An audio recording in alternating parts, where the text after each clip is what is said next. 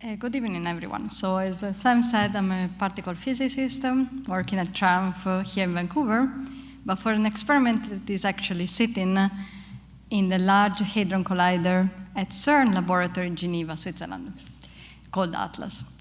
So I graduated from the University of Padua. I graduated from the University of Padua in Italy, clearly. And this is where essentially Galileo, back in the 17th century, started the first steps towards found in the field of physics. What he realized back then had become the pillar of today's society and the core of particle physics.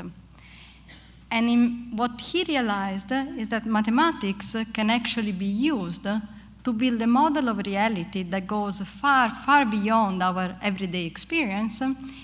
And then we can use measurements of physical properties to actually prove or disprove such a model. So I'm here tonight to tell you just a little bit of what I'm doing in terms of research, but essentially to share with you what our science really means. So what is particle physics? Particle physics is a quest to understand what the building blocks of matter are and what the forces are that hold them together. If you wish, it tries to understand or to answer questions like, are there extra dimensions of space-time? Why do we have a mess? Why don't we just zip through the universe at the speed of light? And it's a very basic, fundamental research, as you'll see. And the more fundamental and basic a research is, the more profound its impact may be. And today we know a lot about particle physics. We know that the matter we are made of, so myself, yourself, this podium, is formed of quarks and leptons. And then there are other particles that carry the forces between these particles. This model, so the standard model, was proposed back in the 70s. And it's a very elegant and simple, to some extent, model that describes and predicts extremely precisely, so the highest level of precision ever achieved, the visible universe around us. However, it only works if another particle that we didn't see at that time, so the Higgs boson that you heard about, I'm sure, exists. So if the Higgs boson does not exist, we don't have any mass. The universe around us would be completely different. So the Higgs boson was hypothesized in the 70s, and thousands of physicists had been looking, searching for this particle for essentially half a century, and it was finally discovered last year, back in July. So how did we manage to make such a historical discovery? How did we make actually such a step forward in the understanding of nature? Actually, we went back in time. So if you look at this illustration, you see how the universe evolves as a function of time from the Big Bang to today. So soon after the Big Bang, we didn't have stars, planets, atoms. We just had a very, very hot medium. High temperatures means high energies. So if you want to recreate these conditions, you have to accelerate subatomic particles at very large speed and smash them. And this is where the Large Hadron Collider enters the game.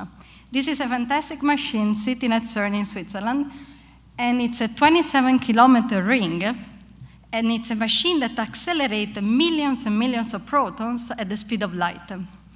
And essentially, just to give an example, to bend these particles along the ring, you need magnets kept at the temperature lower than outer space. And yet, when you have a collision, the temperature is higher than 100 times the temperature of the sun. So this cutting-edge technology somehow allows us to create small Big Bangs at the rate of 40 million per second. And not only we create these Big Bangs, but we actually take pictures of those with whatever we think is the largest, most sophisticated instrument ever built by humankind. It's a camera. It's called the ATLAS detector. It's 20 meters tall, so this one down here is a person, to give a sense of the size. It's 50 meters deep, and it contains 100 million pixels. And it was partially built here in Vancouver. So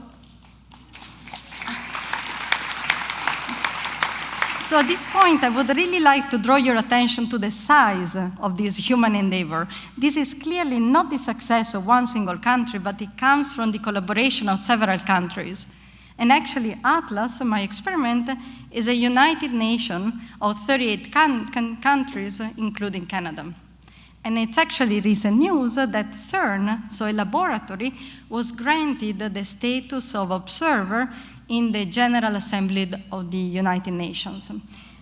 So essentially, this tells you that particle physics really goes beyond the borders, right? So the language of physics crosses borders.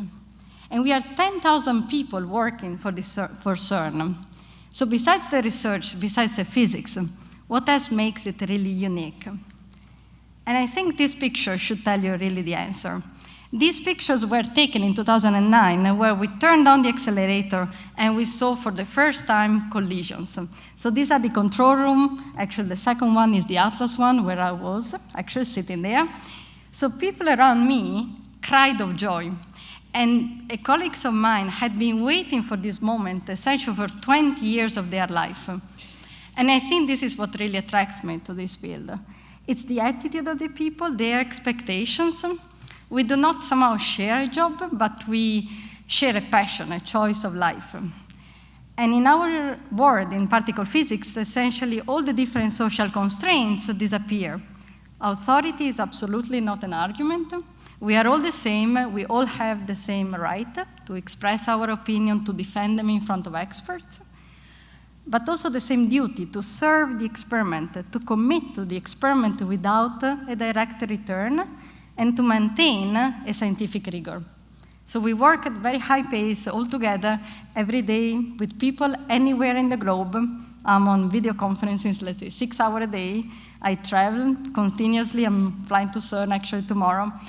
And we are really all working together to somehow strive towards a common goal that is building a very profound knowledge that is yet free, open source, and completely available to everyone.